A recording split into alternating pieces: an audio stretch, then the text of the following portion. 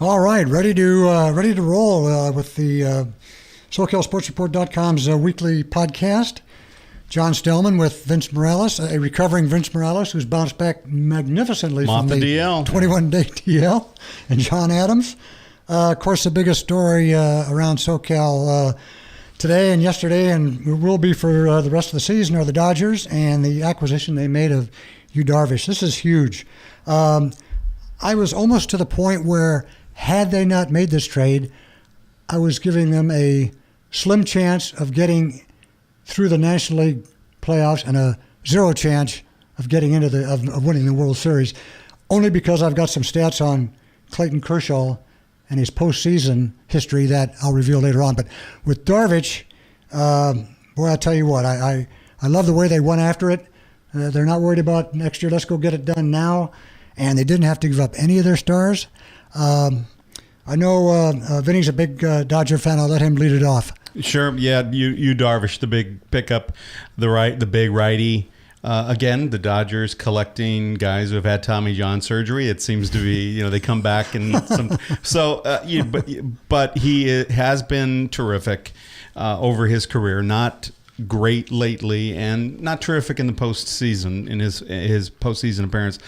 But he's exactly adds the right kind of balance and depth that the Dodgers need to a pretty extensive rotation. But because it was lefty heavy going into the postseason, you definitely need a righty to combat some of the good righty pitching. Just to flip those bats and get those platoons going, and not letting teams get comfortable in the postseason. So to go Kershaw, Wood, and Darvish in some fashion, lefty, righty, lefty. If they go Kershaw, Darvish, and Wood, and Hill, lefty. McCarthy's the righty, but he's not the kind of guy I would think would be starting a postseason game. He's just not the kind of guy you hand the ball to. But Kershaw and Darvish and Wood and Hill, and maybe put Ryu in the bullpen for for the postseason. It's good, and it's a major step forward for a team that has already been playing terrifically. But this front office, Friedman and Fardy, they're not sleeping on it, and they picked up two lefties for the bullpen as well. And again, the value of those, Watson and Cingrani, it's yet to be determined. Exactly. Because they both have been, they're sort of reclamation projects. A good career for Watson, Cingrani, both hard throwing lefties. Good sliders, some good stuff, good live arms, but they haven't really been doing it this year. I'll give you some statistics on how they're doing against lefties in a little bit, but it does add some competition at the back end of the rotation, deep late in the game, setting it up for Kenley Jansen. So, Baez is back there, and they've got some guys throwing hard right now, Morrow.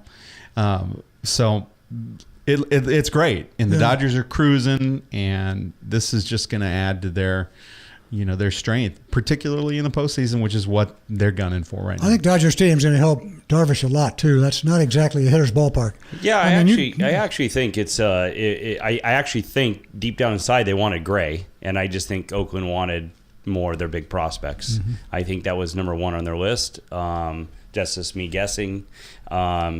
But Darvish is a strong number two. I think he's a veteran. He's been in all different types of situations. I think you're right. Dodger Stadium is going to help him tremendously. But I really am impressed with, the Dodgers wanted Watson a couple of years ago.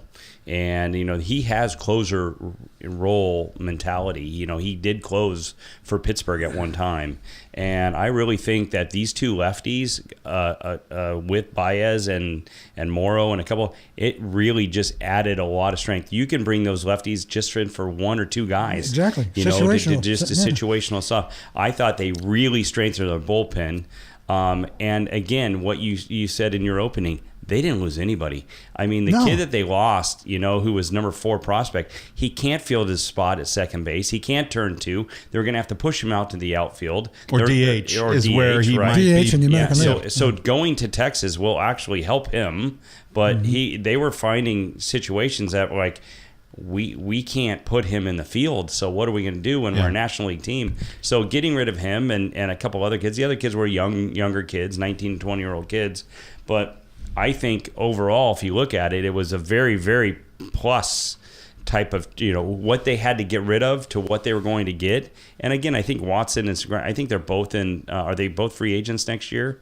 I think they might Not sure be. about that. But again, I thought, what I liked about it was Dodgers are like, we are talking about this year. It's this year. I mean, we're 40 games over 500 and we're cruising. Remember, I was going to get you that statistics. I don't know if you remember what we talked about a couple weeks ago.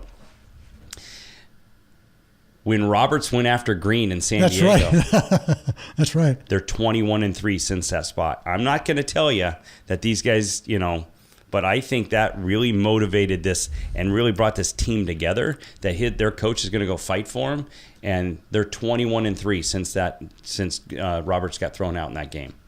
As desperate as the Dodgers were for, don't you think that Texas could have gotten more, or were they afraid that the trade wouldn't be made and they'd lose him at the end of the year? I think it was a little bit of that. Nobody was calling late for the Rangers, and I think at some point it was the Rangers who called back. I mean, that's the story that I've heard, is that the Dodgers had been negotiating, other teams had been negotiating, and that what they wanted was just too high a value. And so what I heard was that very late the Rangers got back in contact with the Dodgers.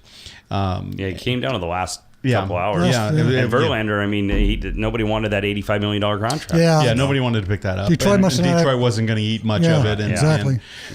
or they just felt they'd stand pat with him and hope for a change in his fortunes next season.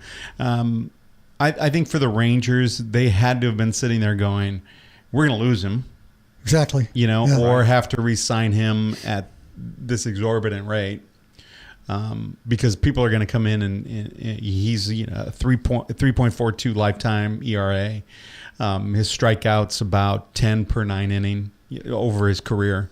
Not as high as it used to be. It's come down a little bit, Right. Lately, and it's particularly in his last few outings. So the Rangers may have been able to get more, but it looks like they got the kinds of guys that they wanted to. Yeah. Willie Calhoun is going to be a good major league hitter. But as you said, the Dodgers were going to look around and say, where do we put him? Exactly. Yeah. He can't fill this position. We could maybe hide him in the outfield. He's not a very good fielder. He's going to end up being one of those guys who plays a little in the field and probably DHs, and maybe he wins a batting title and crushes for somebody, but he wasn't going to get those opportunities. Yeah, with there's no room Dodgers. for him. Yeah, I anyway. mean, they gave up their number. Well, I think Willie Calhoun's like number 4. 4, yeah. AJ Alexi's number 17. Brandon Davis is number 27.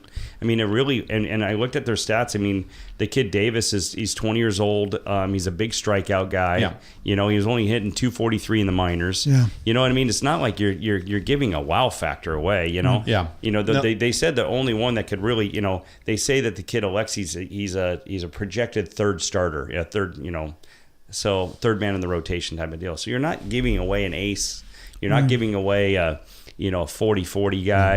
It's. I thought they really did their homework and they did well. And even on the other side with the other trades with the other guys, they didn't give away a whole lot. So I think any Dodger fan would have come into the trade deadline saying, if we can keep Verdugo and Buehler, yes, exactly, and get somebody in return. And if you said, hey, look, you're going to get Darvish and then some bullpen lefties, and all you're going to have to get rid of is 5 prospects, Willie Calhoun and Scott Van Slyke, sign me up. Exactly. Sign me up. Yeah, Van Slyke has been going up and down, and he hasn't been doing too much. He's terrible. He's been terrible. He hasn't been good in 3 years.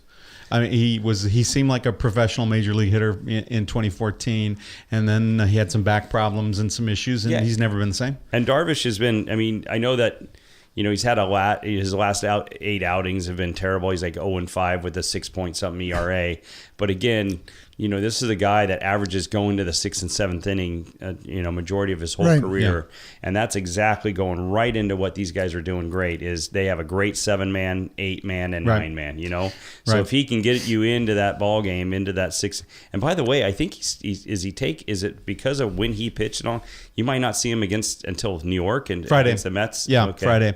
And I think that was just That's a decision fine. that You're so deep in pitching, you can do that stuff. Well, Brock Stewart, I think, is going for the Dodgers. Is going to start, which is the game I thought that Darvish might pitch in Atlanta. So I'm not sure of who exactly is going to be pitching, but but that's what they're plugging Darvish in that first game against the Mets. So he goes from 18 games out to how far are the Dodgers ahead? 10, 12 games 13. ahead? Is there any reason why he wouldn't resign with LA in the offseason? Well, I'll tell you on a business side of things, I think if he really has a very good postseason and everything goes well for him, I think you have to. I mean, he has somewhat of an entourage that follows him. He's got a very big Japanese following, like an Ichiro. Right. That's just going to help you in the seats a little bit more. You have now a Korean following, and now you have the Japanese following. If it's reasonable, I think it's now. What you sign him for is the question. Is this a 2-year deal, a 3-year deal? I mean, I would not go over 3 years with this guy. You're crazy if you do. Yeah. Is he 30? He's almost 40, right? No, he's 30. Almost 30. 31. 31. Okay, so he's almost 30. Yeah. So, I don't know. I wouldn't go. Well, he's no Rich Hill. Rich Hill got a 4-year contract. Right. Yeah. So he's much younger, but obviously had a lot of innings overseas before even breaking into the majors. So he's just such a big guy, big body, big arm.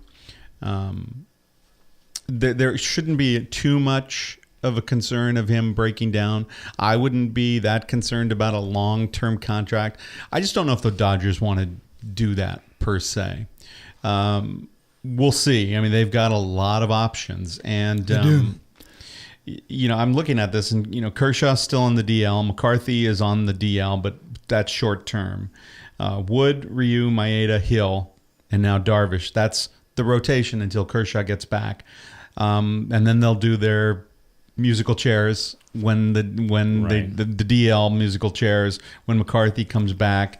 Maybe by middle of August, maybe Kazmir might be back as well for the Dodgers. Another lefty. What do you know? Another lefty. Yeah. Another lefty. And so I think the one caveat here for Dodger fans is Watson, and Cingrani are not slam dunks. They're not complete slam dunks to be even on the playoff roster. Watson more so, but they've got live arms, like we said before.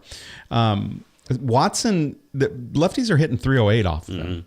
I mean, they're crushing, and righties are hitting 303. I mean, he's had a career of about 2.6 or something like that. But yeah, right. The career is better but than his whole entire this whole year. It's been ugly against lefties actually, and that's what he's supposed to be getting out. That's right, and that is a concern. Yeah, Cingrani has 293. Lefties are batting 293 against him. He's got an ERA of 5.40 with a WHIP of 1.3. So, batting average against him since the All-Star break, 387. So either the Dodgers said ballpark is going to be a difference, pitching in Cincinnati for Cingrani. Right. Nobody wants to pitch there, right? Exactly. So that's going to elevate your statistics to begin with. Or maybe they see something in his delivery and they say, we can fix that.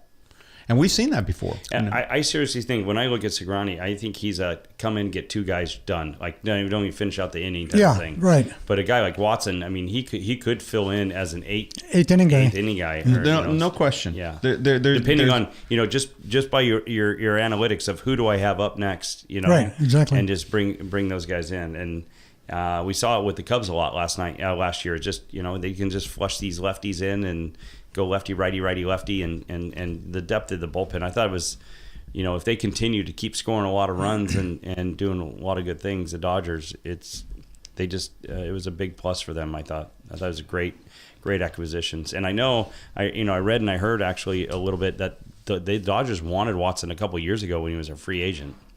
and they didn't get him. But I think he's always been on their radar. Right. So Darvish has got, getting back to Darvish for a minute, he's got 11 2/3 innings of post-season experience, 2 years, 2 saves. He is 0-2, a 5.40 ERA.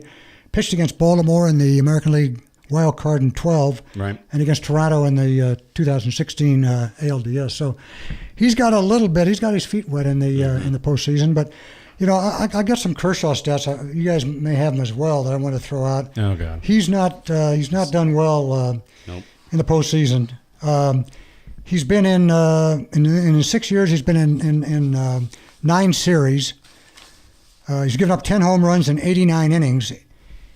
In 5 NLDSs, he's 3-3 with a 4.01 ERA and a 1.097 WHIP.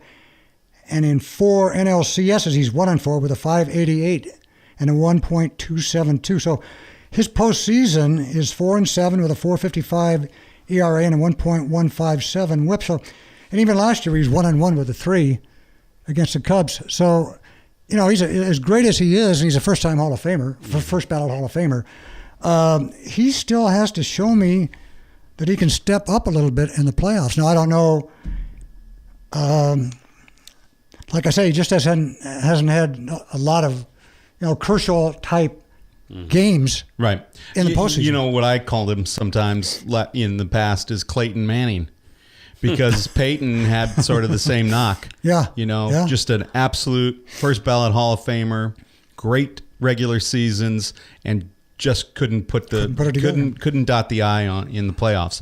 And but he ended up, he was able to do it. And you get there enough, and you give your team enough of an opportunity, you get through it. You learn how to pitch in those situations.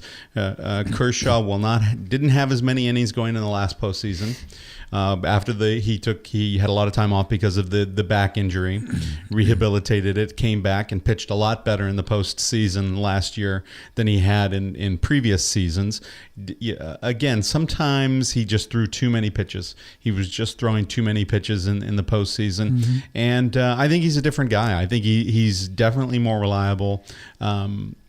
I don't see Clayton breaking Dodger fans' hearts like he has in past postseasons. We just happened to run into Team of Destiny last year, and so hopefully the Dodgers are the Team of Destiny this season. Yeah. A lot of the problems too, I think, not a lot, but I think the last couple of years they've had to push him up and give him less rest. Yeah. Against the Cubs they did it. I think they did it against St. Louis the year before. Yeah. He also picked up a save in the NLDS. Yeah. Right. And he threw like 90 innings in like 2 days. Yeah. So he was throwing a lot of pitches, and again, the tweak of the back doesn't look like it's a big concern. He's been out there celebrating after walk-offs, and they've had a lot of them. Yeah. And he's been out there throwing.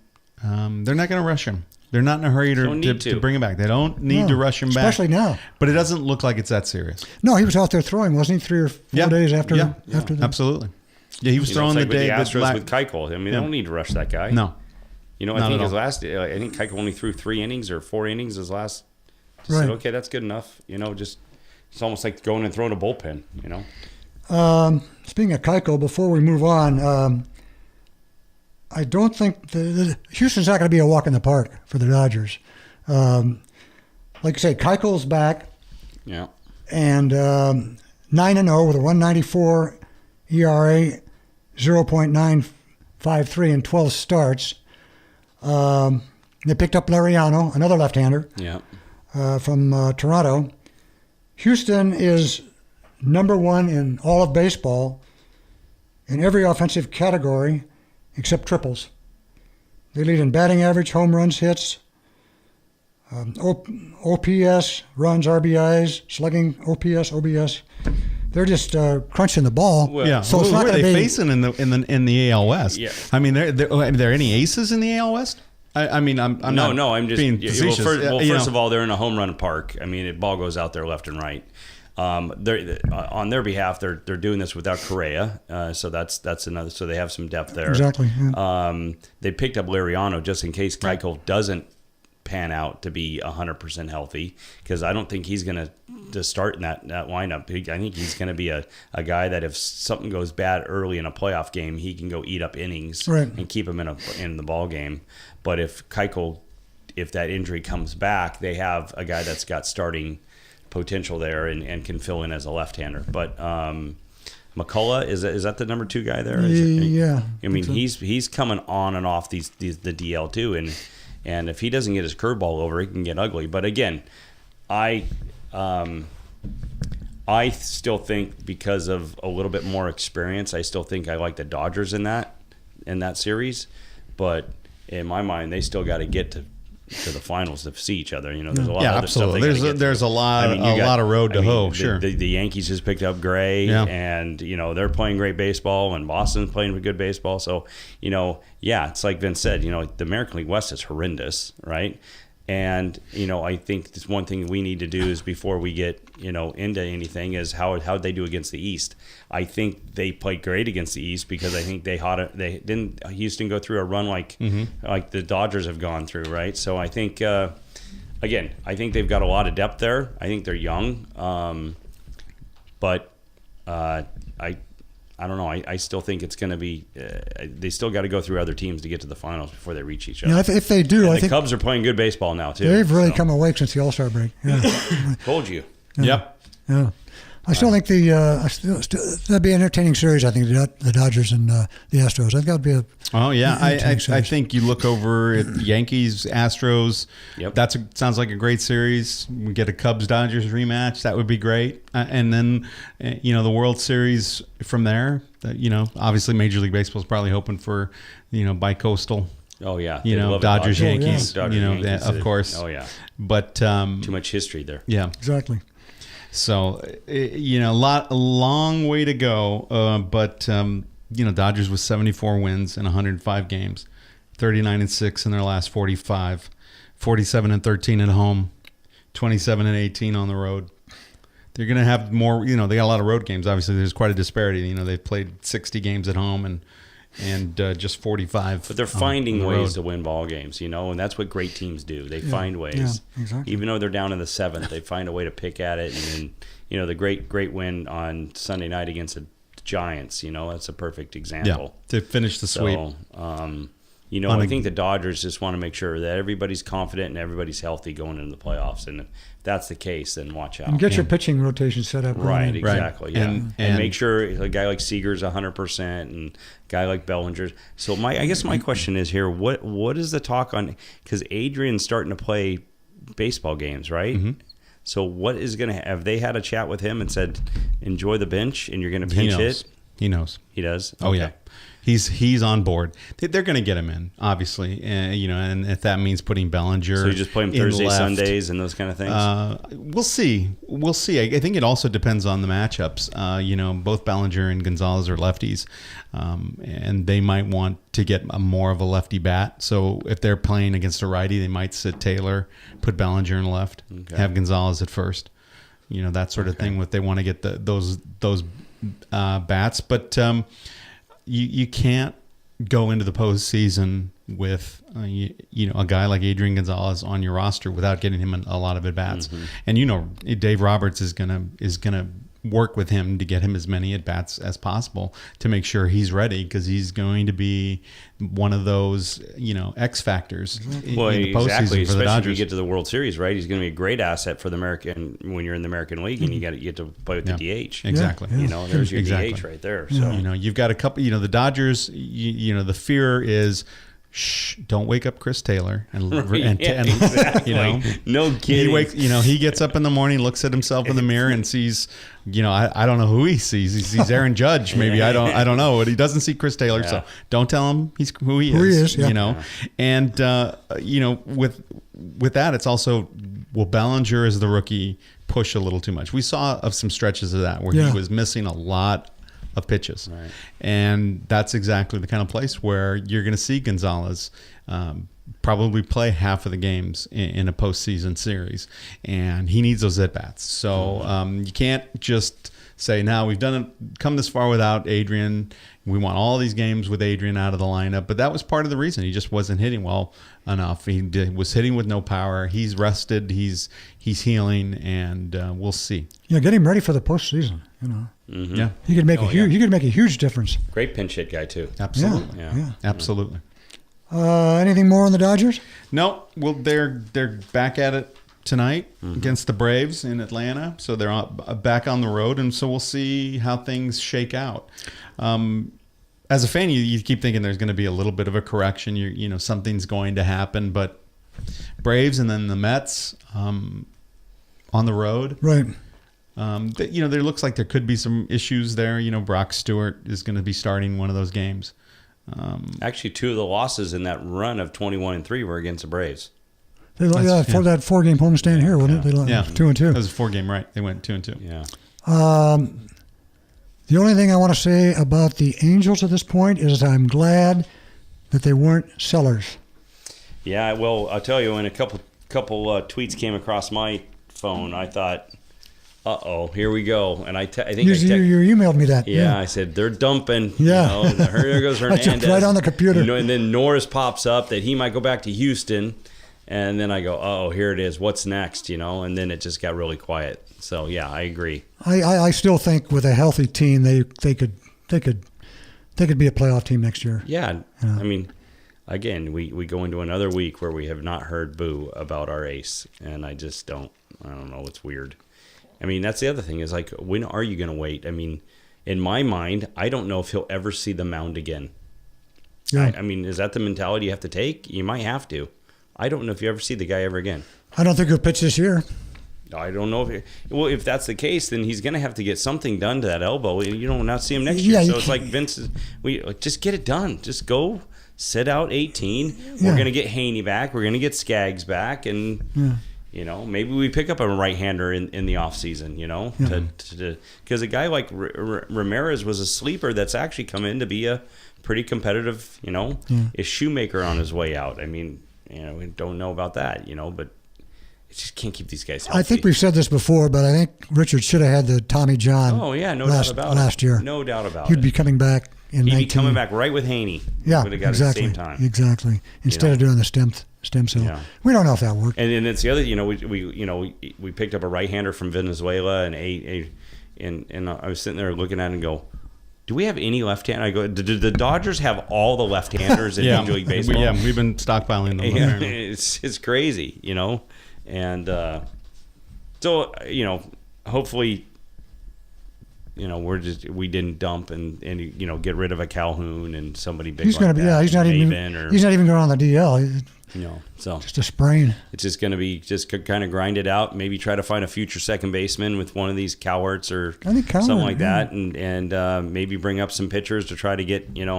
I mean, it was just a debacle on Sunday when you give away 7 runs. In the ninth inning. You can't go 10-4 into the bottom of the ninth and lose. Oh my goodness gracious! Christmas. My dad and I talked about that on the drive down here for about 20 minutes. It was, and right there.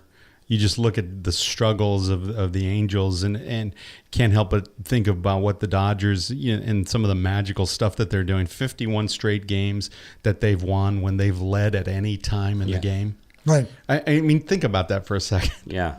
Led at any time during the game. I mean, they could have gone out to a 1-0 lead and they end up winning that game, no matter what happens in the middle. 51 straight wins. I don't think games like that. I think I heard a stat the other day. I don't think they've lost a game this year after leading by the 5th inning. I don't know. I don't think they've lost a game this year leading after the 5th inning. Well, that's pretty incredible. Yeah, that's insane. Because that's still 12 outs to go for the other team. Yeah, it's crazy. And they just strengthened, and they just brought some more. I'm a little surprised what you said tonight, saying, "Hey, these guys might not even make the roster." I was a little surprised by that, but I think because lefties are very important in the postseason. But I think for sure Watson will make that postseason. Segrani, I don't know about, but I think just they're always really, really important for that 1-2 outs, that you might need to get out of again, it's all about who you're facing too, Absolutely. because you can actually take guys off like during a You can change between the deals. between the series. between the series. Gotcha. Yeah, it's just a matter of who's going to make the the playoff roster. Right. All right, where do we want to go next? I don't know. What do you want to talk about? What Are we want to talk NFL? Everybody's in camp. Could do that. Yeah, could do that. I've got some. Chargers. That's and I just want to say I told you so. Mike Williams. Oh. I told you so. Yeah. I mean, he's going to be on the PUP list, and now coach has even conceded that he might not. There's a possibility he might not play this year. It doesn't surprise me. Yeah. And it goes back to exactly what he said after the draft, and he said, "How do you pass on McCarthy?" Yeah, Christian McCaffrey. McCaffrey. Yeah. How do you pass on McCaffrey? He's turning heads in Carolina. They're like, this guy is a wow factor. Plus, like you said, he's so versatile. He can do so much. Right. It's like getting a receiver. He's not a one dynamic. I remember, guy. we were all about we got Mike Williams, another big receiver, and you go, you passed on one of the best college football players ever, Yeah. I was so glad to see the back of him I was as a Trojan fan. Vince, you're absolutely right. I mean, now we're sitting in a situation where, Keenan Allen played 3 quarters last year and he was done. Now so now if you think about it on paper, we're very solid in the wide receiving core, and now he's hurt. I mean, and then a guy like Keenan could go down, and then here we are all starting all over again. It looks like the Angels pitching staff, right? Yeah. So I think, Vince, that this guy's quote so good. And I read a little bit today about that he came out of the combine being a little hurt. Williams? Oh, he was dinged. He's been dinged up throughout his college career. Yeah. He was dinged up all through his college career, dinged up going in the combines, just dinged up. But they just fell in love with that big body and those hands, and I can't blame them. Right. But I hope they at least struggled with the idea of saying, you know what, we don't really need a running back.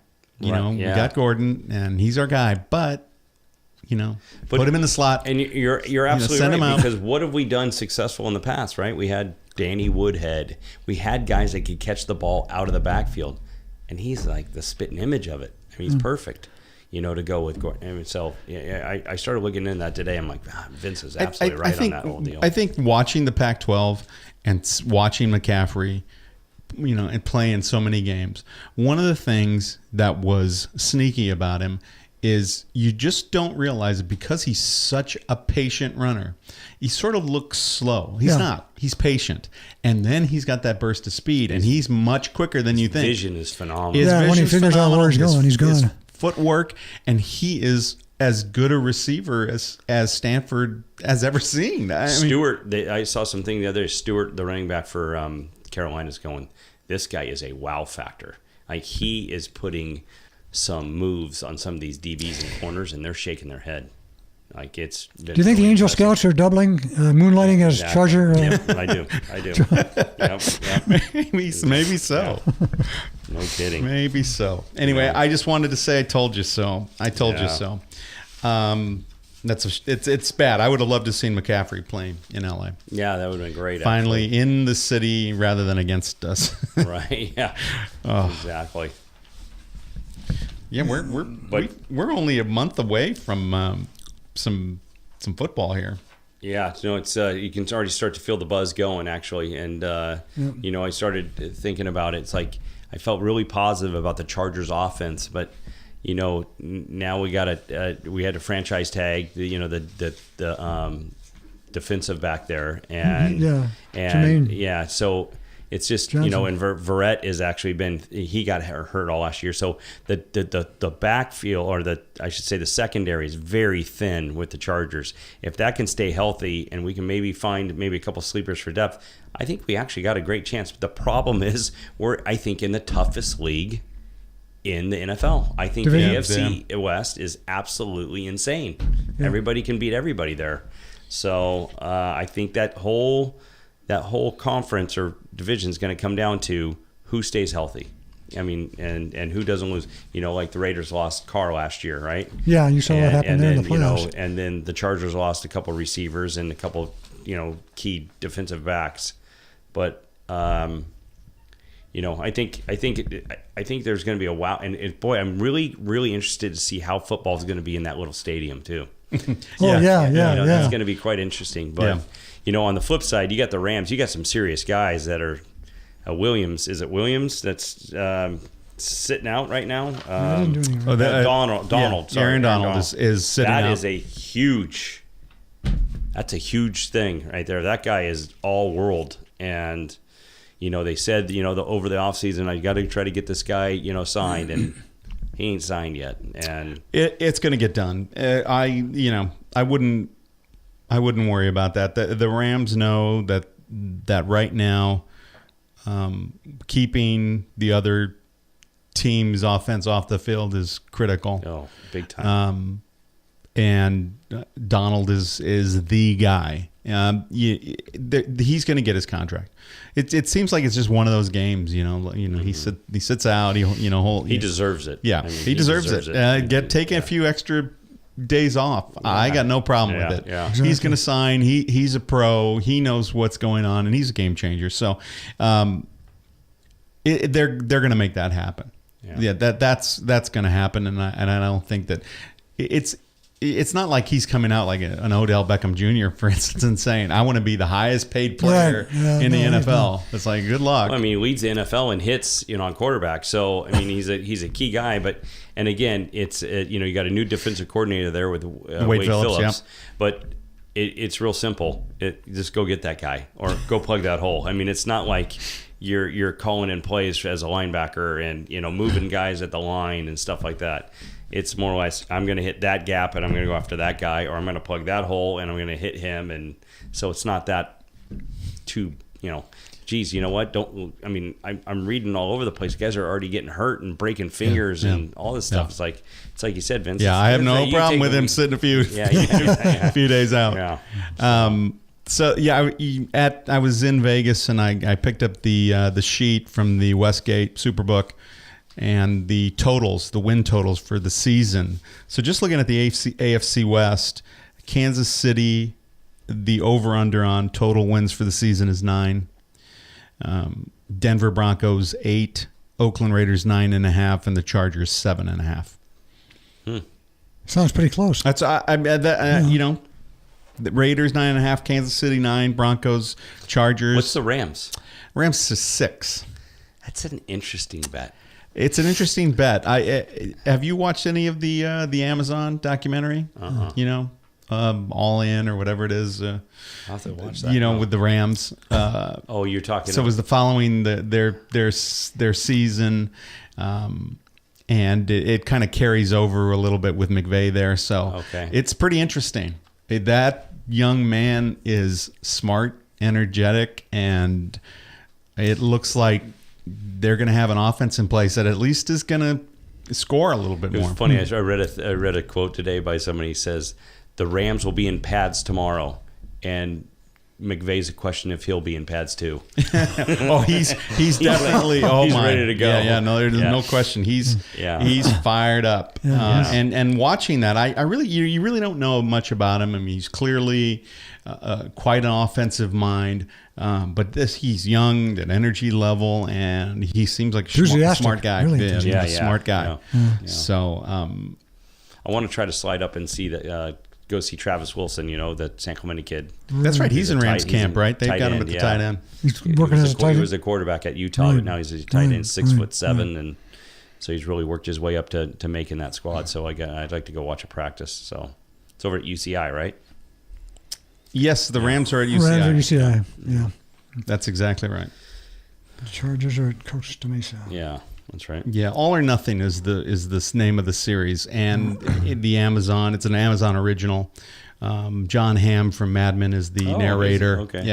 Is the narrator. And the year before, it was the Cardinals. They followed the Cardinals, I think, or the last time they did it was the Cardinals, and then they followed the Rams because the Rams were also on the HBO thing, yeah. the HBO thing. And so there's some similarities, but this takes it on a little further, and all of that was before the season. So it was when the Rams were at UCI. The HBO one was when the Rams were at UCI getting ready for the season and through their preseason games. This one sort of takes off from there, goes through the season to the point where Fisher is fired, McVay through the draft, and then when they start, practices again. So earlier this year. Right. So it's very interesting, and it's really fascinating, and it looks like my only question is, does Goff have the brain? That kid seems like dumb as a bag of rocks.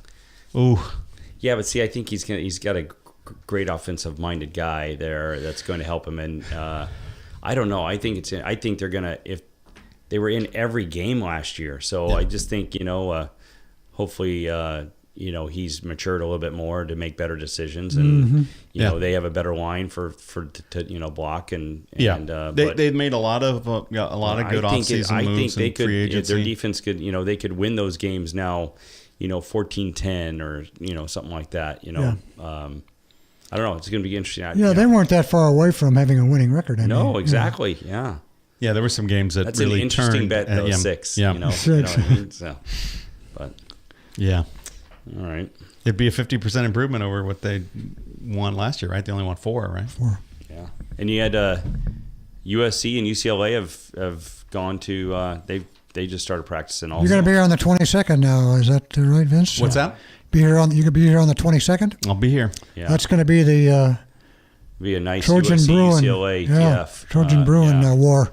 I'll be the referee. Yeah, and there's an great article on Sam Darnold about living in San Clemente and how he comes here to get away and hang out with his friends. And I thought that was a pretty good article. I read that the other day.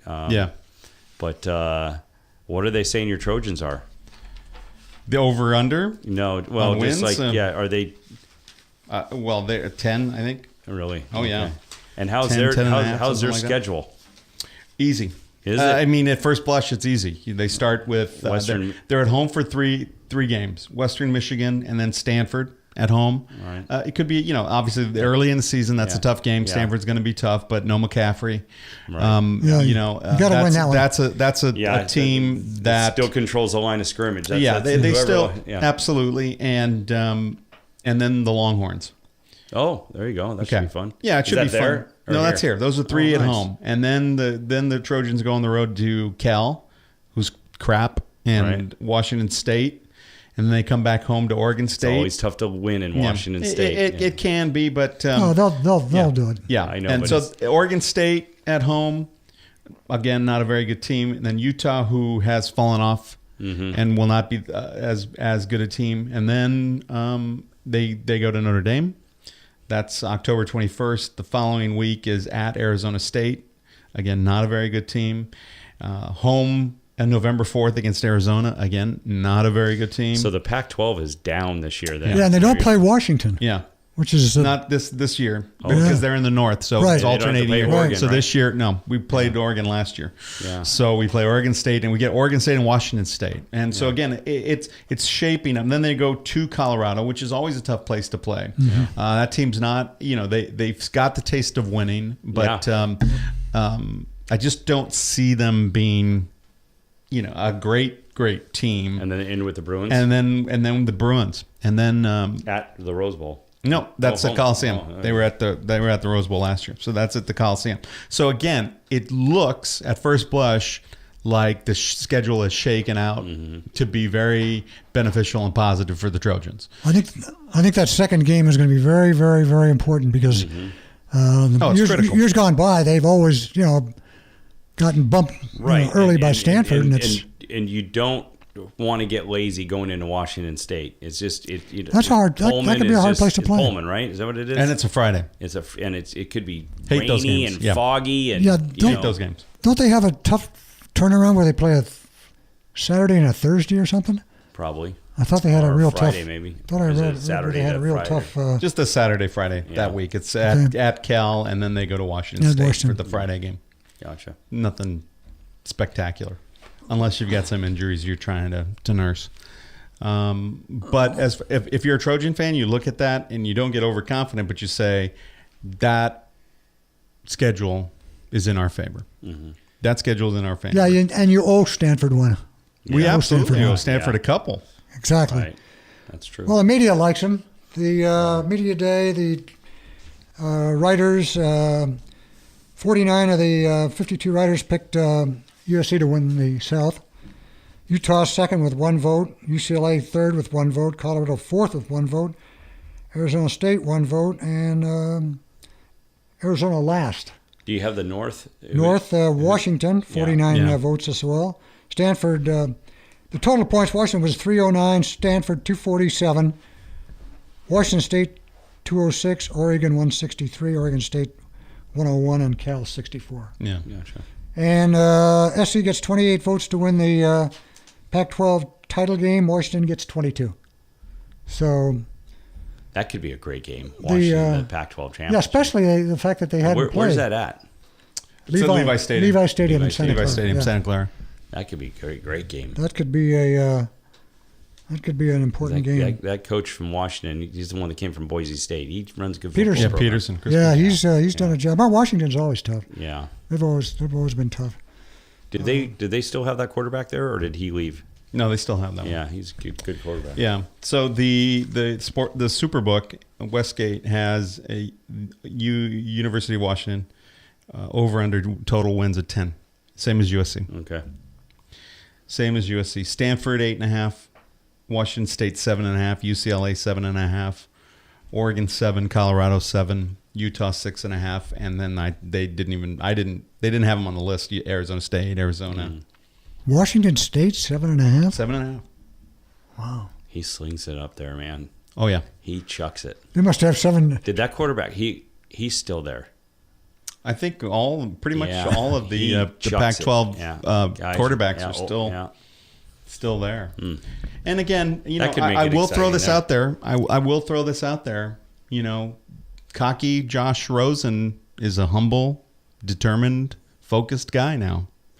He had a whole, pretty much played in 4 games, played crappy, then got hurt. He's been sitting on Because his he thought butt. he was going to go. Yeah. He thought he was going to go to the draft, and he got hurt. And he's got something to prove. So don't sleep on the Bruins. Yeah. I just don't think that overall they have the same type of talent as the Trojans. I don't think it's even close. But a guy like Rosen is a great equalizer. A guy like that who can If you can protect the him, ball if and you can protect him. Yeah.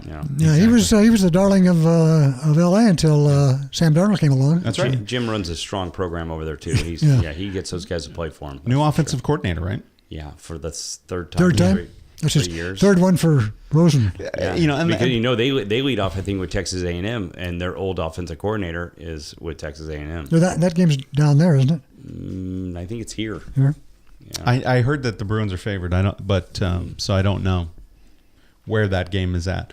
Again, not the same type of talent. I think that's just hard. I think that's just hard, especially when you're trying to win the city. You can't just blow through coordinators. Yeah. Just like the Trojans were blowing through head coaches. Utah did the same thing. I mean, Travis had 4 offensive coordinators in 4 years. Yeah. It's like, Yet, speaking about the Trojans and Sam Darnold, I see where 2 more Orange County quarterbacks have committed to USC. Mater Dei, his junior quarterback, J.T. Daniels, he's good. who only passed for 4,900 yards last year as a sophomore, and let's see, who's The kid Sears from San Clemente last year. Sears will be there. Yeah, Yeah, Sears he's is, already there. He went in. yeah. He went in January. early. Yeah. They want to redshirt him. That's the story. Is that the story? But if there's any, injuries to Darnold, they won't hesitate to bring him. But he's not. He's lower on the depth chart. Who is the backup there? Can't think of the kid's USC? name. Yeah, I'm not sure. It's not Sears. Right. It's probably a good idea too. Right. I got Mike Fink, a redshirt, Okay. and then freshman Jack Sears is. Yeah. But We also have a wide receiver who's Yeah, the a little number backup 10. quarterback. Yeah. So he might see time before they blow Into a Sears redshirt. Yeah. Gotcha. this Daniels was on Scout.com's #1 QB in the class of 19. No, I've heard great things about it. So, who is your color commentator at USC? Is it Mitchell or is he at UCLA? I forget. For there's Trojans. Who's the for radio? Yeah, it's old quarterback. Oh, he's the color guy. Yeah. So his kid was at USC. Sorry. His kid was at Mater Dei and got hurt. This kid came in to take his role, and he lost his job. And so now that kid is at Mission Viejo High School. The kid who. Okay. I got you. Yeah. I'm tracking. Yeah. So that kid took that team over and ran it, and was very impressive. Very impressive. So, future looks really good at the quarterback position It for does. the Trojans. Yeah, so, it does. But Vince and I are getting fired up to go watch some San Clemente High School football. Absolutely. When's their first game? The 2016 State champs. state champs. Yeah. That's right. Did they lose a lot? I know they lost They series. did. They have no line. Okay. They're going to struggle on the line of scrimmage. So both sides, but they have a lot of weapons, and they have a new quarterback, but he's waited for it, so should be fun. Yeah. You start off at Oceanside. It'll be a tough. Oceanside runs a great program down there too, so it'll be fun. Okay. Do we want to go Lakers or Sure. whatever else you guys would like to touch on? Yeah. As long as we don't have to talk about Pop, LB? LeVar Ball, Yeah. I saw a story today where they expect the cap to be, the luxury thing to be $102 million next year. Yep. And That helps. the Lakers could sign James and Westbrook for 4 years at $153.5, with starting salaries of $35.7 million. They could sign George and Cousins, 4 years, $131.6 at $30.6 million. I like that better With than no Westbrook. no problems. No Or problems. George and how about George and James? Could they do that? I don't know. Yeah, I don't know. Yeah. But who's I'd like bigger guys. Yeah. Who's going to be their center? Yeah. Lopez, I'll bring him back. Will they be able to afford him? Huh? Oh, not at that salary. I was going to say they got won't the- be able to afford him at what he's being paid. This I think year. he's the Bird. Is he comes under the Bird? He might be bird rights. I think he Okay. is. I think he would come back at a lot. He wants to stay here, especially developing team and with a chance of some good free agents coming in. I think he would. And the Euro guy from the Clippers broke his jeez. Yeah. punching some Gallinari. guy in an exhibition. Gallinari. Yeah. That was hilarious. Oh my God. I'm like, what an idiot. So That hot-blooded Italian. yeah, Yeah, he's playing for the European Yeah. European Championships. it's like an exhibition Was, too. yeah. It was like, He apparently won't miss yeah. much. I know it's quite on the NBA side of things. So, but good Open. It was an exciting finish to the Open. I picked Your guy. I picked Spieth to win. Yeah. Spieth was one of my five. Top five. Yeah. Top I five. think I also had Zach Johnson, Leishman, and You actually pick Fowler. guys. You actually pick guys that were in the tournament. yeah, exactly. I don't know, but I picked Beef. I think he was in there, Johnston. But I had, and the other four guys came in the top 15. So it was good. It was always fun. It came down to the 13th hole. There was a debacle on the 13th hole where it took Jordan I Spieth read about like that. 25 minutes to hit his second shot, and because of a ruling. And Kuchar played great coming down the stretch. He birdied 2 of the last 5 holes, but just wasn't good because Spieth goes on a birdie, eagle, birdie, par finish. But every tee shot was just a coin flip. He didn't know which way it was going. I think he had an idea it was going to go more right than left. But he just put on a putting exhibition, and it was great. I mean, the guy handles himself. I know he's young and 24 or 25, but I mean, his speech, acceptance speech, that they'll look at Kuchar and say, you're a true professional. We're all trying to be like you are. I mean, because the way he handled everything was very mature of Jordan, and I thought it was a great great acceptance speech for the trophy. He goes, "This could have gone both ways. I'm a very lucky person. You played solid, and this could be just as much as yours it is mine." So, but it was good. And now we got a week off, or we got a week at Firestone, and then because of the President's Cup, the PGA Championships moved up. So we have the PGA Championship next week in, I think, New Jersey. I'm guessing, or New York. Better take him to Vegas, huh? I know. With our wallet. Yeah. Did somebody just part ways with their caddy? Yes. J.P. Fitzgerald just lost his job to Rory McIlroy. Yeah, that's right, 9 Rory. years. Yeah. And yeah, Any what's the story? What any? no inside, story. I don't know. I don't know how to take it. Actually, I know JP very well from the past. I did notice since the Masters, I saw some different looks out of Rory on some balls that were either hit short or long, and I don't know. He's going to have his best friend caddy for him this week. But see, it was a different situation when Phil left with Bones right after 25 years. Bones went and got a job working for the Golf Channel and Channel 4, and Phil just went and got his brother. So Rory doesn't have a brother to go to. So this is going to get quite interesting who he's going to, because I would assume they were going into a major. You're going to want to So he doesn't have a caddy right now. He just has a buddy, right? So I don't know. We'll see how that goes. And maybe his buddy is actually a golfer that knows a lot of golf and maybe could handle. But I'm just wondering if he wants a younger guy. JP's 50. I'm just wondering if he wants a younger guy that's maybe a little bit more hungrier. I don't know. I don't know the inside story to it all.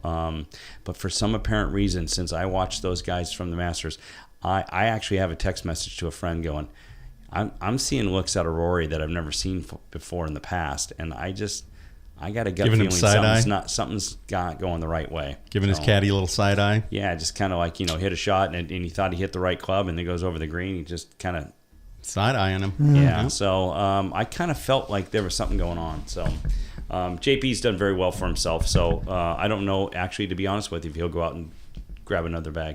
So interesting. But we'll see how it goes from there. We got anything else? Not that nope. Just more Dodger baseball, I guess.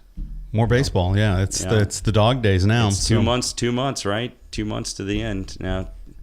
Yep. Del Mar's open, so if you want to go down and go to the track, that's going on right now down in San Diego. So, yeah, that. The Olympics are coming to LA 2028. Yeah, that's a signed deal, or I guess a verbal deal, and that's a good deal. That's gonna be great. That's gonna be fun. I think it's, I don't know how you guys feel about this, but I got this sense that the IOC should just go ahead and go, look at, here are 7 or 8 places in the world that we know can handle the Olympics, and that's it.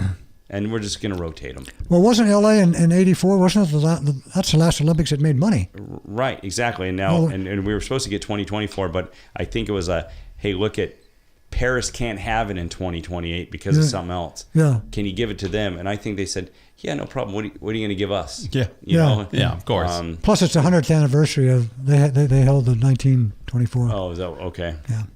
So, and now Brazil, Rio wants all kinds of money to pay off debt that they can't come up so with. There's all these facilities. So I heard today that the village will be at UCLA dorms. The media village will be at USC, and then I think some other relations will be at Universal Studios. But again, I think there is not much that they have to do around town. No. For all the events. Well, no, they've got going to get the new football. They've stadium. got new venues. Right, exactly. They're going to have that stadium coming in. It's a possibility by then that if the Clippers wanted to move, they might have a stadium too. They might have a stadium too. There's a new soccer field right adjacent to USC, the LA Memorial Coliseum. Plus, you have where the Galaxy, right, or where the Chargers are playing. Right, exactly at the Home Depot Center, whatever it is. And Staples is still, a war horse for that sort of thing, and they've made some changes to the Coliseum for seating there. And you could do volleyball, smaller gym stuff you could do at UCLA and USC. I mean, it's just, and you have the Rose Bowl. You could use the Rose Bowl for soccer also. Yep. I mean, there's cycling and all, marathon and all that kind of stuff.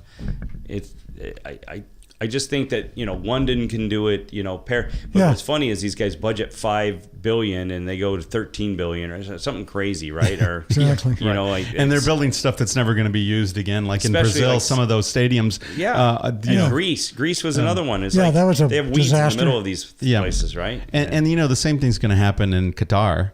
For where they're having the World Cup and and that's becoming an issue over there right now with Dubai and Qatar, with the whole ISIS being related to getting money from. I mean, that's getting crazy over there. Yeah.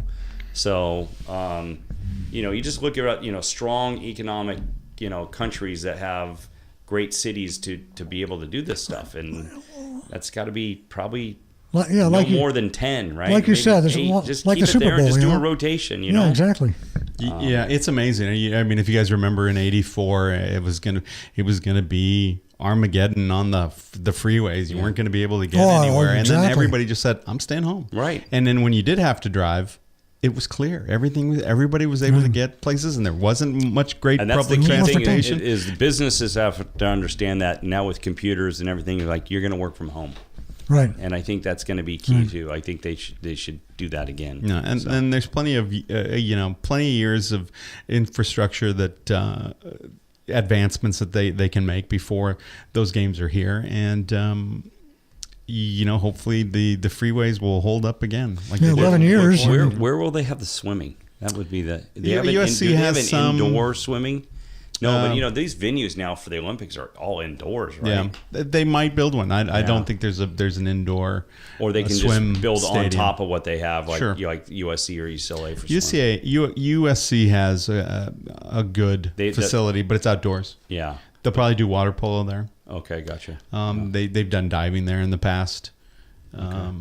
There's also swimming in the modern pentathlon. So I remember back in the day they had. When there was nothing out there in Costa de Casa is where they had the shooting. Right. And then they went to UC. They went to the Irvine area at some pool where they had the swimming and so all sorts of different things. And they had the judo was at Cal State LA. And they'll find they've got plenty of those things. And now USC's got logistically and how it's all done. It just must be insane. Yeah. But it's good for good for the state and the city and great. That'll be fun. It's gonna be fun. So okay, guys. Before we wrap it up, I just want to remind our listeners: be on the show. We've got the icon on the right side of every page on the website. Click on that. Send us a voicemail, and we've got a couple. We got one from David in Northridge a couple of weeks ago. We will read those on the show, answer your questions, concerns, or criticisms. So be a part of the show, be active, interactive, and be on the show. That's it for tonight. We are out. Peace. Good night.